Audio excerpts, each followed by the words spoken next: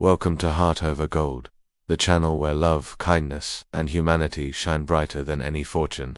In today's story, Aurora Castillo Sterling had given 9 years of her life to Charles Sterling, her husband, the powerful and polished CEO everyone admired. Together they had built a home and raised 3 beautiful daughters, Camila, Valeria, and little Sophia. To the outside world, they looked perfect, but behind the polished image, cracks had been growing in their marriage, silent and sharp. One quiet morning, over untouched coffee in their sunlit kitchen, Charles uttered the words that would shatter everything. "I want a divorce." Don't forget to like, subscribe, and share your thoughts in the comments, and keep up with our latest stories. Sometimes life doesn't fall apart in one big moment. Sometimes it crumbles slowly, piece by piece, until one day you look around and realize nothing is the same. That was how it felt for Aurora Sterling. She used to think her marriage was unshakable. Ethan Sterling, her husband, was a man the world admired, confident, powerful, and successful. He built his empire from scratch and walked into every room like he owned it. To the world, he was a man who had everything, but to Aurora he was much more than that. He was her best friend, her safe place, the man who used to hold her close and make her laugh until her stomach hurt. Yet, over time, the warmth between them faded. Ethan became consumed by his business, his late nights at the office, and endless phone calls. Conversations turned into quick exchanges. Dinners became silent, and love was replaced by an uncomfortable emptiness. One chilly autumn morning, the air in their kitchen felt heavier than usual. Aurora stood by the counter, her hands wrapped around a warm mug of tea. She watched the steam curl upward, trying to focus on it instead of the dread in her chest. Ethan sat across from her, his jaw tight, eyes unreadable. "Aurora," he began, his voice low, "we need to talk." She knew those words. Every marriage feared them. Her heart pounded, but she stayed still. "About what?" she asked, forcing calm into her voice. He looked down for a moment before meeting her eyes again. "This isn't working anymore. Our marriage, us. I think we need to separate." The words sliced through her like a blade. For a second, she couldn't breathe. She gripped her mug tighter, as if it could anchor her. "Separate," she repeated, her voice barely above a whisper. "Why now? After everything?" Ethan's face hardened. Because you can't give me what I want, Aurora, what I've always wanted." Her stomach twisted. She knew what he meant. For years, they had tried and failed.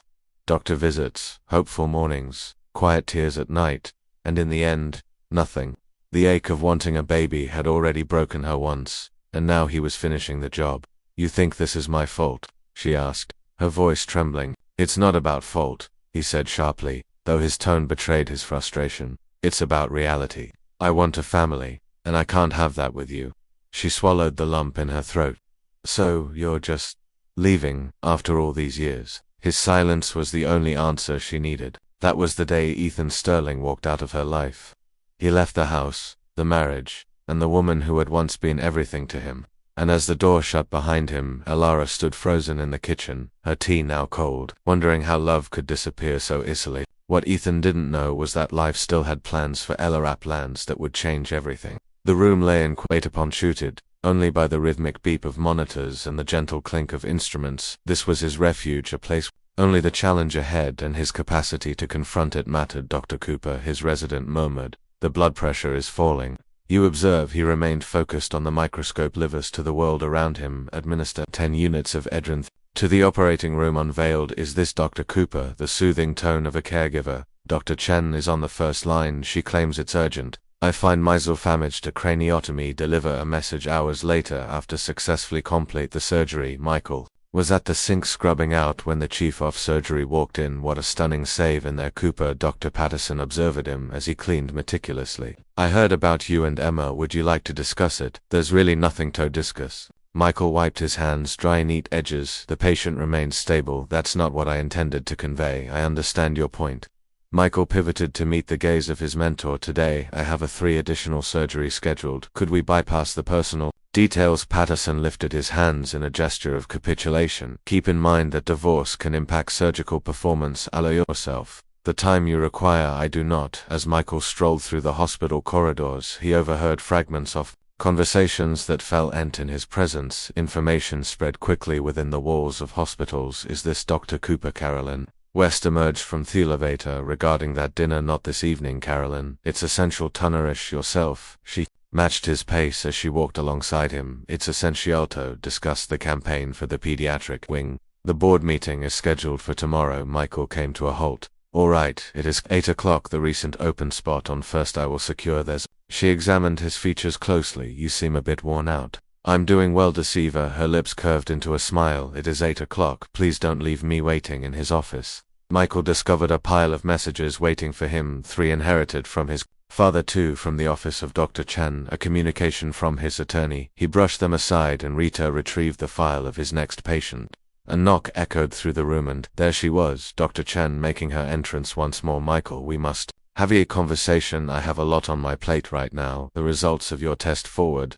Those to my attorney. He kept his gaze down. I have clients. This holds significant value indeed. Brain surgery is a complex and intricate procedure. At last there. Gaz's locked our time together has come to a close. Sarah Wonchesh departed. Michael gazed at his computer screen, his mind elsewhere. Thewoods melded into a haze as Emma's voice resonated within his mind. Did you ever truly love me? His phone vibrated. With a sudden buzz, Caroline adjusted their reservation to 7. An early night is essential for you. He consigned propulsive of the diversion. Anything to escape returning to a vacant penthouse, brimming with memories and lingering uncertainties. The remainder of his day unfolded in a haze of surgeries and consultations, each procedure fearing a much-needed reprieve from the mundane world outside. Within the operating room he remained Dr. Michael Cooper, a brilliant neurosurgeon. Outside he appeared to be just another struggling member of the Cooper family, unable to meet the expectations set by his heritage.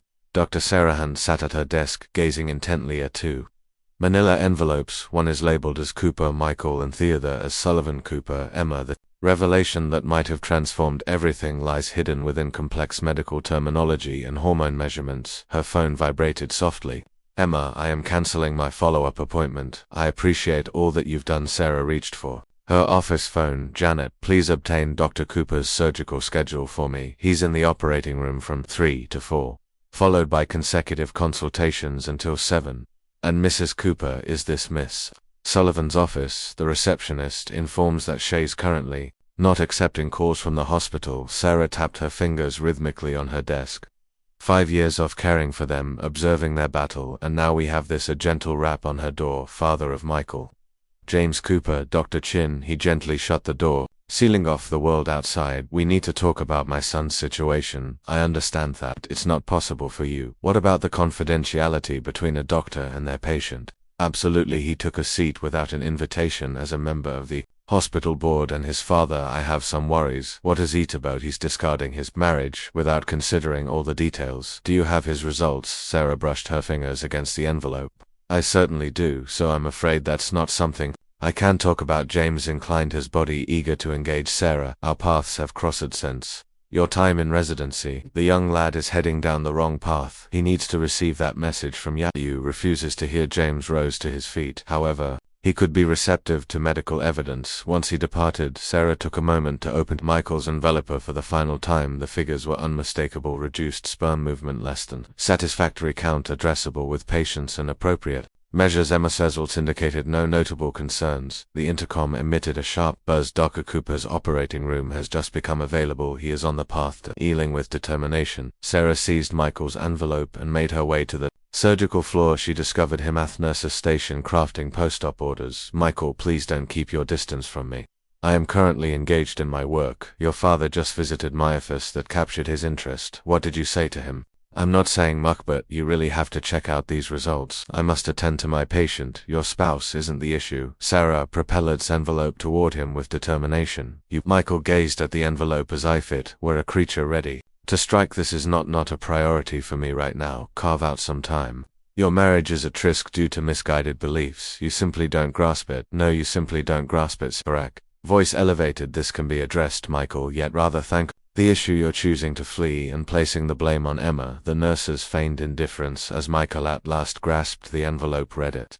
Sarah said, consider whether your pride is truly worth the cost of 2 lives. She turned and left, leaving him clutching the reality he had been too scared to confront in her workplace. Emma's outcomes lay idle, a reflection on opportunities missed due to trepidation and arrogance. With a determined sigh, Sarah reached for her phone and dialed Emma's office. Once more, this time she crafted a message. Olaf, your results are within the normal range. Reach out to me when you're prepared to have a conversation. Telegal document reached Emma's office right at 2 p.m., brought in by a Cora dressed sharply in a crisp suit. Jenny's receptionist entered with an expression of regret. Would you like me to dispose of it? Emma forced a faint smile, alluring yet. I must decline. She grasped the envelope. Please refrain from connecting any calls for the next hour by herself. Emma gazed at the document's petition for the dissolution of marriage was prominently displayed in bold letters underneath Mikkel's signature, the recognizable flourish of a surgeon's penmanship. Her phone glowed with a voicemail alert from Saracen. Emma's finger lingered above the play button, hesitating before ultimately pulling back. No matter what the outcomes indicated, they held no significance any longer. A sudden knock broke the silence of her contemplation. Once more, it's Dr. Sullivan. Tyler's mother has arrived ahead of schedule. She appears distressed. Bring her in, Lisa. Parker stepped inside, her hands twisting nervously. I apologize for arriving without a prior appointment. What seems to be the issue? Is Tyler doing all right? He mentioned that you appeared a bit down today. Lisa took a seat. Subsequently, I learned from another parent regarding. I wanted to reach out and see how you're doing. Emma felt a constriction in her throat. I'm doing well. Absolutely not. Lisa inclined her body, eager and attentive. When Tom departed from my life, you were present. I would like to reciprocate the kindness. Thank you for that, however. Yet there was nothing. We're heading out for coffee at this moment. 20 minutes later, they found themselves in the quaint little cafe opposite Emma's office. Lisa swirled her latte thoughtfully, while Emma gazed into her still full cup. Have you informed your patients? Lisa inquired. Not at this moment. I must determine the best way to manage the transitions. So you're heading out? Emma raised her gaze. I'm uncertain. My sister is urging me to relocate to Portland. Escaping won't solve anything. Lisa's voice carried a soft warmth. Believe me, I gave that a shot. It's not escaping if there's nothing to escape from. Emma took a moment to savor her coffee. Michael has decided. Are we proceeding without the test results in hand? That's quite chilly. That is Cole. Every detail must be flawless, encompassing even his wife's reproductive health. They lingered quieted for a moment, observing the flow of life outside the window. Tiller occasionally inquires about his father. Lisa murmured softly. I share with him the honest reality that grown-ups can err, and at times they may cause pain. They cherish. Is that truly what this is? An error? Only Michael is aware of that. Lisa glanced at her watch. It's time for me to return to my tasks, however. Emma, do not allow his decisions to shape your identity. Once Lisa departed, Emma made her way back to her office, weaving through the bustling afternoon throngs. The divorce papers lay on her desk, ominous and poised like a ticking bomb, ready to explode once more. Her phone vibrated with a notification, yet another note from Sarah Chin. This time, Emma pressed delete with unwavering resolve. Certain truths are best kept in the shadows. She grasped her pen, her hand poised above the signature line. A single mark of ink to conclude 5 years of uniona.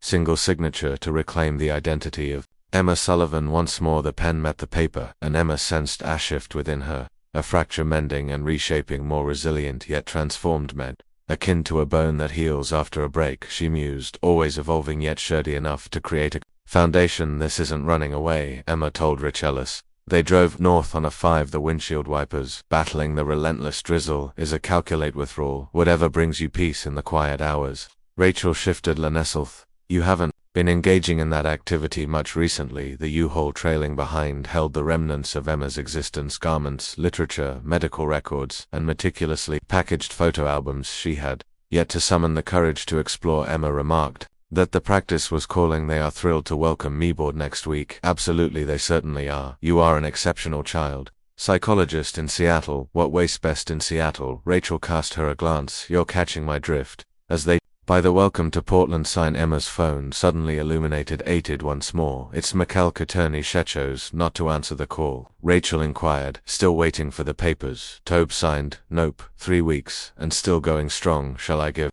him a call? I have a collection of carefully selected phrases ready to go. Allow the legal experts to take care of it. Emma observed the raindrops as they hurriedly competed down the glass pane. I simply wish for it to come to an end. They arrived at Emma's new apartment building, nestled in the Pearl District, contemporary, impersonal, a stark contrast to the opulent skyscraper she had once inhabited with Michael. Home sweet home, Rachel declared the apartment, though compact, radiated warmth and light, featuring elegant hardwood floors and charming exposed brick walls. Emma's footsteps resonated in the vacant, expansed furniture. Arrives tomorrow. Rachel said, placing a box on the floor. Feel free to stay over at my place tonight. No, I have an air mattress. It's time for me to begin the process of getting comfortable. I'm doing well. Is that so? Rachel appeared skeptical. Shall we have dinner later? The Thai restaurant I mentioned to you. Let's postpone that. I wish to organize my office belongings. I will have patience, beginning on Monday ons. Rachel departed. Emma found herself perched on her air mattress, encircled by boxes marked with Jenny's meticulous handwriting stationery. Essentials, records of patients, individual. Her phone vibrated with a sudden buzz. Once more. It's Sorochan. Kindly give me a call. The outcomes hold significant value. Emma began to type away. Thank you, but I've relocated to Portland. Please send any medical records to. She removed it. Some bridges are best left in ashes. A message from Michael surfaced. The attorney mentioned that you have relocated. It's time for a conversation. Emma responded with a message. There's really nothing to discuss. Please proceed to sign the documents. She powered down her phone and lifted the lid of the box labeled office. Inside, cocooned in protective bubble wrap, lay her diploma. Dr. Emma Sullivan, PhD. Not Cooper. She never truly felt connected to Cooper. If she were to be honest, the rain intensified outside. Arrhythmic tapping on her new windows. The rain in Portland, she mused. Distinct from rain in Seattle. New beginnings.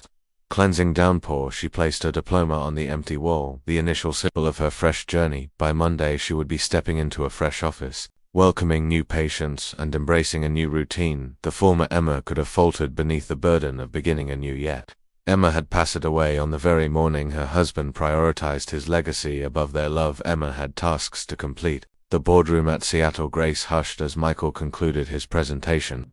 12 pairs of eyes scrutinized him, among them his father's discerning stare from the head of the table. Thus, Michael determined that the new surgical wing would allow us to enhance neurosurgical capacity by 40% too.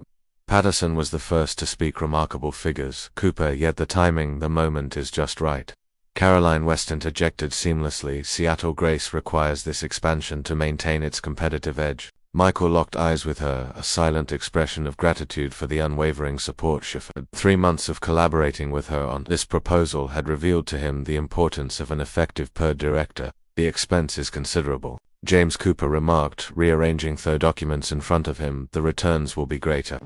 Michael argued with Dr. Patterson's retirement approaching next month. The new wing would position his successor for just then. His father interjected, emphasizing that the board must vote on the new chief of neurosurgery today. The atmosphere grew wavy. Everyone recognized Michael as the leading candidate, yet recent developments, Dr. Cooper's personnel circumstance, shouldn't influence. Caroline began. My personal situation doesn't matter, Michael interrupted decisively. My surgical history is a testament to my skills, James Cooper observed. His significantly is that, so the rate of post-operative complications has increased by 12% over the past month. While the figure remains below the national average, it does not meet the standards set by Cooper. The words lingered in the atmosphere, heavy with consequence. Michael's jaw tightened in response, with unanimous support for Dr. Michael Cooper as the new chief of neurosurgery. Dr. Patterson initiated the voting process. Hands lifted in unison around the table. Michael tallied 8,910. The motion has been approved, Patterson declared. Well done, Dr. Cooper. The gathering concluded with warm handshakes and heartfelt congratulations. Caroline locked eyes with him and silently escaded her last to approach was his father. Please ensure that this vote does not lead to regret. When have I ever let you down? Michael's voice oozed with irony. Their documents for your divorce remain without a signature. That's a private matter. This hospital operates on a strictly professional basis. James held his son's shoulder firmly. Make the necessary corrections, anything necessary, in the solitude of his office. Michael's gaze lingered on the divorce papers tucked away in his desk drawer. Emma's signature stood out boldly against that pristine white paper, while his line remained untouched and empty. His phone vibrated with a sudden buzz. Caroline revving at candleless 8 in the evening. He consented, seeking that aversion, the most youthful chief of neurosurgery in the annals of hospital history. It ought to resonate with a sense of victory. Instead, he sensed the burden of expectations bearing down more intensely than ever before. Cooper standards, the legacy of Cooper excellence. Sarah Chen's test results lingered in another drawer, untouched and overlooked. Certain realities are best concealed beneath the weight of success and aspiration. Once more his phone vibrated with a notification passage from Emma. Please sign the document. Kindly. Michael gently shut the drawer. This evening was dedicated to honoring achievements rather than fixating on setbacks. He had accomplished all his dreams, Hadn't he? Emma found herself in Dr. Miranda Foster's office, her fingers nervously intertwining in her lap. Their fertility specialist in Portland examined her file, her lips pressed together in contemplation. Dr. Foster marked that your earlier results from Seattle appear promising. Have you thought about using an anonymous donor for insemination? That is the reason for my presence, choosing to be a single mother. Dr. Foster raised his gaze. Is increasingly prevalent for 3 years. I vetoed another person to dictate the narrative of my fertility journey. Emma squared her shoulders. I'm prepared to craft my own. Dr. Foster nodded. Litan, explore the possibilities. After an hour had passed, Emma found herself in her car, tightly holding a folder filled with donor profiles. 3 missed calls from Rachel appeared on her phone. Where might you be? Rachel insisted as soon as Emma turned the call. It seems you overlooked lunch visit to the physician with Yabe. Able to come over this evening, are you? Feeling unwell? I have something important to share with you. Rachel showed up with a bottle of wine and some delicious Thai cuisine. Emma accepted the food but declined the wine. All right, I'll hear it, Rachel said, making herself comfortable on Emma's new couch. You reacting strange? Emma passed her the folder. Rachel's eyes grew large as she absorbed the words on the page. Are you kidding me? I'm finished relying on others to provide me with what I desire, but a little one by oneself every day. Emma shares her insights with single parents. Powerful music, ones that stands out. What is the reason? Rachel placed the folder on the table. You're my little sister and I can't help but feel concerned. I don't need to fret, I need encouragement. How is your practice going? You've only just begun your journey here. I have already spoken with the partners. They offer encouragement. Emma grasped her sister's hand. Rachel, I have never felt more certain about anything. Rachel remained silent for an extended period. Is McKellar where Michael forfeited his right to any knowledge the moment he chose to leave? He still hasn't put pen to paper. Negative, but I refuse to wait any longer. Emma clasped her sister's hand tightly. I am prioritizing my own well-being and my loved ones. Rachel enveloped her in a warm embrace. In that case, I stand by your side, completely committed. Later, in the solitude of her apartment, Emma revisited the donor profiles, images, and health records of individuals who could assist her in building the family she had always dreamed of. Her phone illuminated the darkness. The attorney representing Michael, a meeting has been requested by the client to go over the terms. Emma responded with a message. No topics to address. Documents in their current form. She glanced back at the profiles to the realms of potential, the paths of decision, and the destinies she could shape. Tomorrow, she would reach out to Dr. Foster. Tomorrow, she would embark on the journey toward her new life. This evening, she permitted herself to envision a family founded on affection instead of duty, a child cherished for their own essence rather than the weight of a dynasty's aspirations. The rain in Portland drummed softly against her windows, a soft nudge that fresh growth requires nourishment to flourish. Are there twins? Emma held onto the ultrasound monitor tightly. Do you realize? Think so. Dr. Foster gestured towards the screen. To pulses of life. Powerful ones. Emma reclined on the exam table, her gaze fixed on the 2 delicate flutters. After 6 months of effort, the IVF had finally succeeded, exceeded expectations. Take your time, Dr. Foster remarked quietly, stepping out. Emma extended her trembling hands toward her phone. Is that you, Rachel? Are you able to converse? What seems to be the issue? Has it encountered another setback? Negative. Emma's voice trembled. It was successful. Double it.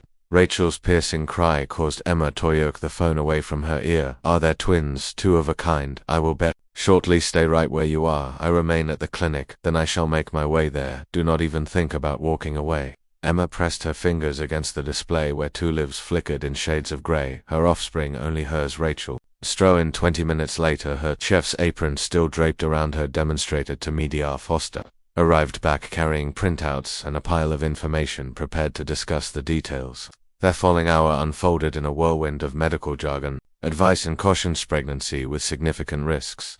Increased oversight potential for bed rest. Your practice has a commendable maternity leave policy. Dr. Foster inquired. Emma gave a slight nod. Half a year of compensation. I have already had a conversation with them. A network of assistants. She has me, Rachel declared with conviction. Later, at Emma's apartment, Rachel laid out the ultrasound photos on the coffee table. They resemble beans, she remarked. Flawless beans. Emma caressed the images. My precious bean shave. You considered names Sophie and Lily. Emma had been aware for months, ever since that initial positive test. Those names would have brought her so much joy. Rachel's voice took on a gentle quality. Would be incredibly proud of you. Emma's phone vibrated with a sudden buzz. Once more. It's Michael's attorney. Last warning prior to legal action. Cher moved it without delving deeper. Allow them to bring it before the court today. Her Joy was untouchable. Rachel contemplated that the nursery requires a pair of everything now. It's great that you secured the two-bedroom apartment. I'm fortunate to have a sister who channels her excitement into baking wenches feeling stressed. Emma gently caressed her smooth, flat abdomen. The ones are going to require plenty of Aunt Rachel's delicious croissants with excitement bubbling over. Rachel embraced her sister as they began to envision the perfect cake for the upcoming first birthday celebration. You will excel at this that evening. Emma reclined in bed, her hands gently placed on her abdomen, two of a kind of family blossoming within her very being. Her phone illuminated for a final moment. Michael, I heard you're still in Portland. It's time for a conversation. Emma switched off her phone. She had priorities that demanded her attention now, to pulses of life, to paths ahead. 2 reasons to appreciate his departure. Occasionally, the most disappointing conclusions pave the way for the most promising new start. Caroline, the quarterly reports Ara needed. Michael halted abruptly. Caroline West stood in his office, clutching a well-known manila envelope. I came across this while sorting through materials for the board review. She raised Dr. Chen's envelope high. It remains unopened. That information is confidential. It slipped out of your old case files. She set it down on his desk. In addition to this, let a pile of papers fall beside it. Denials of insurance, claims for fertility treatments, Emma's mark on a multitude of requests, 3 years off recorded hardship. Those documents are of a private medical nature. Those are evidence that you chose to escape rather than confront reality. Caroline's voice cut through the air with precision. A leading figure in neurosurgery. Michael sank into his chair with a weighty sigh. You failed to grasp the situation. I comprehend a great deal. Yesterday your father confronted me regarding the hold-up in finalizing your divorce. He should keep his distance from my private affairs. Keep in mind there's nothing personal in this hospital. Caroline imitated James Cooper's style. Your expressions. She sat delicately on the edge of his desk, examined the findings. Michael, it holds no significance now. Shay has left, heading to Portland, where she is crafting a fresh existence of apart from you. Caroline wrapped her fingers against the envelope. Isn't it worth considering whether you jeopardized your marriage in vain? Michael gazed intently at the envelope. 3 months of evasion, 3 months of immersing himself in his craft, engaged in the planning of the new wing. There were sporadic dinners with Caroline, moments that lingered without progression, as they both understood he wasn't prepared for anything more. What if he cleared his throat, preparing to speak? What if it states my interpretation of its meaning? Are you saying that you're the reason for not having children? Caroline's voice took on a gentle quality. Then you handle it similar to a physician, as the leading figure in neurosurgery. That's the expectation placed upon you. She made her way to the door. Take a moment to read it, perhaps. It's time to step out from the shadow of your father's legacy and begin crafting your own path in solitude. Michael grasped the envelope within of the page. Figures and medical jargon leaped forth, demanding attention. Reddest movement less than satisfactory. Count addressable with appropriate emails. His phone vibrated with a sudden buzz. His father. A date has been scheduled for the divorce proceedings in court. Please make the necessary corrections. Michael's grip on the test results grew firmer. For all this time he had placed the blame on Emma. For all this time he had been mistaken. He extended his hand toward his phone, then came to a halt. What might he have to express? I regret the damage I caused to our marriage due to my unwillingness to confront my own shortcomings. A faint buzz emanated from the intercom. Darkoper, the craniotomy scheduled for 3 o'clock is all set and ready to go. Michael adjusted his coat, carefully placing the results back into their envelope. Prioritize surgery. Truth will come in due time. Forever postponed. Michael gazed at his reflection in the surgical scrub room, recognizing his father's features mirrored in his own face.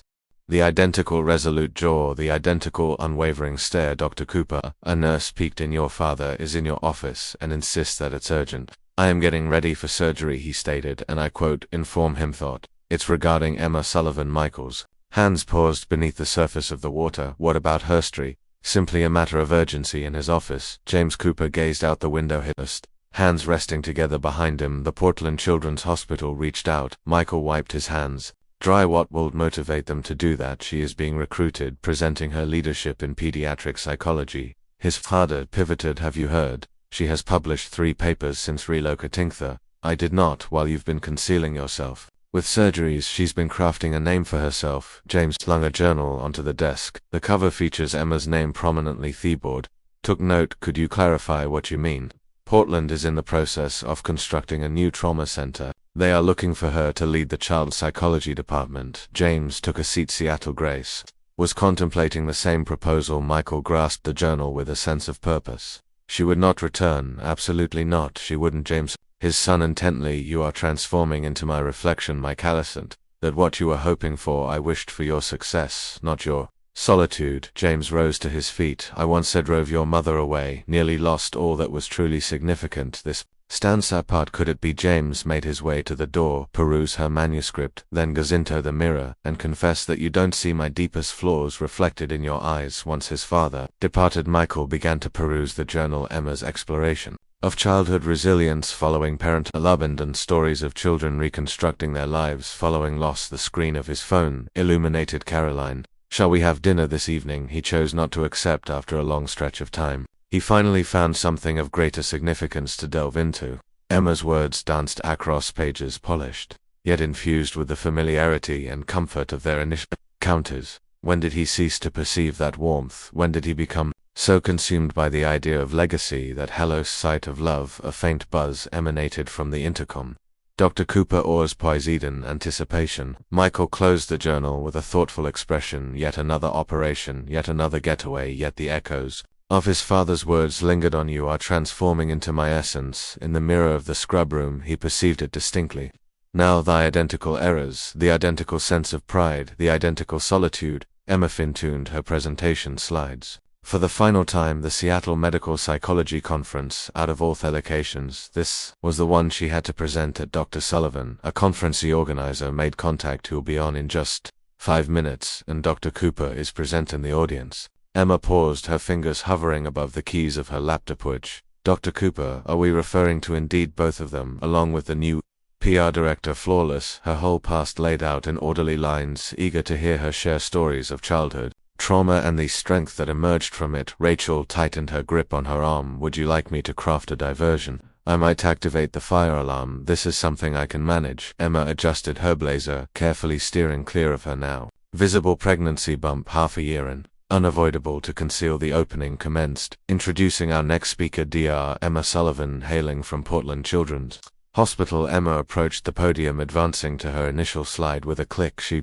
averted her gaze, frowned audience, immersing herself in her research. Kids triumphing over neglectful malaise in the process of reconstruction, the power that emerges from beginning anew. Inquiries, the moderator inquired once she had completed her remarks. A recognizable voice echoed from the rear. Physician Sullivan, how do your discoveries relate to situations where parental abandonment arises due to health-related concerns? Naturally he would pose that question. The reason for abandonment is of lesser importance than how one reacts to it. Emma replied calmly, young ones exhibit an incredible ability to adjust one. They receive the right guidance and a solid foundation across the vast expanse of the auditorium. Their gazes. He appeared weary, more mature in a way. Carolyn West sat beside him, taking notes following the session. Emma hurriedly collected her words, not with the urgency she intended. Is that you, Emma? She pivoted. Mike lingered in his surgical coat, an air of discomfort surrounding him. Well done on research, he remarked with a certain formality. Thank you very much. She moved toward the door, gaze upon his eyes dropped to her stomach. Refrain. Emma stepped back. Your opinion on my life is no longer welcome. I reviewed the test results, long overdue. Rachel emerged beside her. Is everything all right, Hirafini? Emma gently brushed her sister's arm. We're leaving. As they walked away, hard James Cooper's voice, release her, my boy. Some mistakes can't be fixed. In the hotel lobby, Emma rested against the wall, her hands cradling her bump with care. You okay? Rachel inquired. Better than okay. Emma felt her baby's move. I find myself precisely in the right place. Her phone vibrated softly. Hospital concerning the offer for the position of department head. Emma beamed. Some endings were really beginnings in disguise. Michael sat alone in his office, still in his conference clothes, staring at Emma's research. Papathy. Intercom buzzed. Dr. Cooper, your father. Not at this moment, he suggested into the hospital news channel something about Portland Children's Hospital. Michael switched on television mounted on the wall. A press conference. Emma at a podium announcing new trauma center, and with this facility we'll be able to provide comprehensive psychological support to children and families in crisis. She was saying. The camera pulled back, revealing her pregnancy. Michael's coffee cup tumbled from his grasp, shattering. In tapices on the floor, you didn't know Caroline lingered in the threshold. Her presence both commanding and contemplative. Twins, he uttered in a daze. She is expecting twins. IVF, I presume. Carillion stepped inside, gently shutting the door behind her. Given the timing, she accomplished it by herself. Absolutely not, Michael, that was your doing. You made it alone. He switched off the television, yet the picture lingered vividly in his thoughts. Emma, radiant and self-assured, crafting a fresh existence, while her remained concealed in surgical suites. The board meeting tomorrow, Caroline said quietly. Portland's offering partnership in the trauma center. What is happening? Your father wanted Seattle. Grace involved. Emma's program is groundbreaking. Michael laughed bitterly. So I'll be working with my ex-wife. If she agrees, is her project. Caroline touched his shoulder. Perhaps the moment has come to confront all that you have been avoiding. Once she departed, Michael retrieved his phone, the divorce paper still unsigned in his desk. He dialed Sarah Schenk number. Finally, Shinswood. I need to know everything concerning my situation, treatment options. Why now? Because I destroyed something precious. Out of fear, he observed the replay of Emma's press conference. In silence, I need to stop being a coward. Come to my office tomorrow. Sarah's voice softened. It's not too late to get help.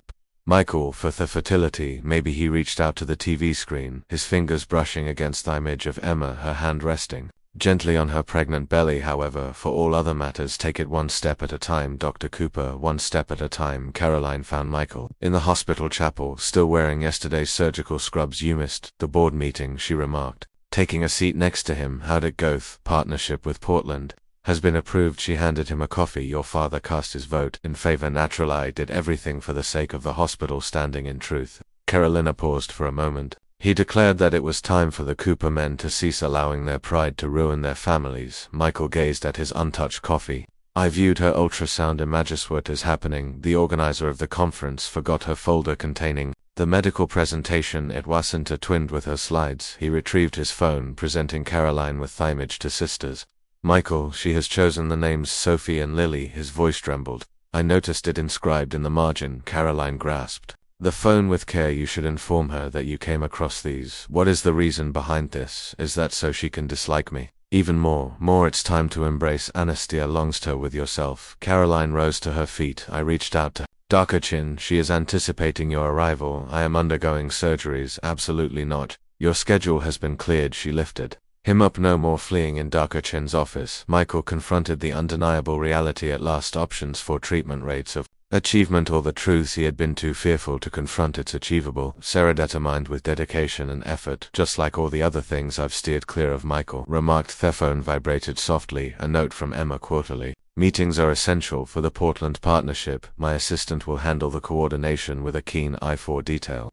Sarah observed. Remote secure. Michael amended. She is safeguarding here on well-being from my perspective. He reflected on the ultrasound images, two small lives that might have woven themselves into his narrative had he not been so entangled in the Cooper legacy. Comments. The treatment, he instructed Sarah, not suitable for Emma, not for my dad, for my own sake. The rain in Seattle mirrored his somber feelings, yet after months of avoidance he finally faced it head-on. At times the harsh reality proved to be the most difficult remedy. To accept the conference room at Portland Children's Hospital seemed inadequate for the weight of the tension it held.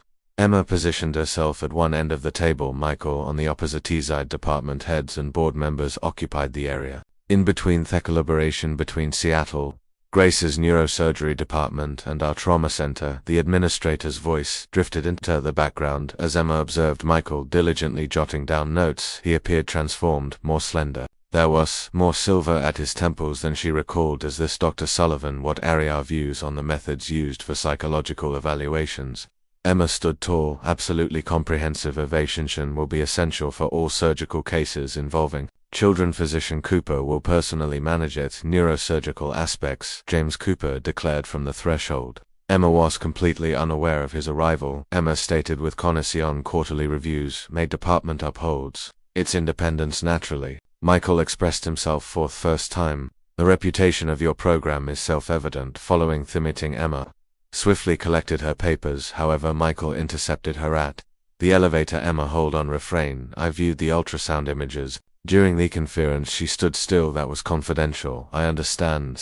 I apologize. He took a step back. They are truly stunning. They don't belong to you. I'm aware of that as well. He swept his fingers through his hair. Currently Undergoing treatment in the company of Dr. Chin, Emma pressed the elevator button once more. That's great to hear. I'm sharing this not with intention of seeking a solution. I wanted to make sure you were aware I am finally confronting. Michelangelo's The elevator has finally made its entrance. Emma entered the scene. Sophie and Lily, he murmured gently. Excellent names. The doors shut abruptly, leaving him standing there momentarily stunned. Emma rested her back against Thule, her hands rested on her belly as the twins kicked with fervor. Her phone vibrated with a sudden buzz. Rachel, how did it turn out? Similar to an operation, Emma replied via text. Sharp edges, little to no bleeding at times. The most exact cuts resulted in the most profound wounds. The Boston Medical Conference thrived with energy and engagement. Michael refined his presentation notes, observing the crowd as they enter. For his talk on advancements in pediatric neurology, a recognizable laugh drew his focus. At the entrance, Emma assisted two little girls as they removed their coats. Two girls with lively, bouncy brown curls and smiles that resonate in harmony. A man stepped into their midst. James Martinez, Emma's spouse. 2 years prior, Michael had come across their wedding announcement in the pages of the medical journal. Are you prepared, Dr. Cooper? The organizer of the conference gently placed a hand on his arm. Indeed, he averted his gaze from the unfolding drama by the door confronting the display. For his presentation subsequently at the gathering, from his vantage point across the room, he observed as Emma graciously accepted an award for her contributions to childhood trauma therapy. The twins were seated alongside James, applauding with great enthusiasm for their mother. His phone vibrated with a sudden buzz. Serenthetist results appear to be promising. The third round of treatment is demonstrating encouraging results. Besidium. Caroline tightened her grip on his hand. They began their relationship in earnest 6 months ago. After years, the bond of friendship transformed into something deeper. Looking to head out ahead of schedule, she inquired. Negative. Michael observed Emma embrace her daughters. This was something I had to witness. What is there to see? Something shatter for a purpose. He offered a warm smile to Caroline. Occasionally, the misguided route can guide you to the correct destination from one side of the room to the other. Emma captured his attention. She gave a single nod, a straightforward recognition among peers. Nothing else, nothing short of that sufficed. Michael grasped Caroline's hand tightly and pivoted towards the door in his wake. The sound of the twins' laughter intertwined with the murmur of the crowd, a gentle nudge that existence continues to unfold whether you agree or not. At times, the most filling conclusions are not conclusions in the traditional sense, yet transformations. They found themselves precisely in the right place at the right time.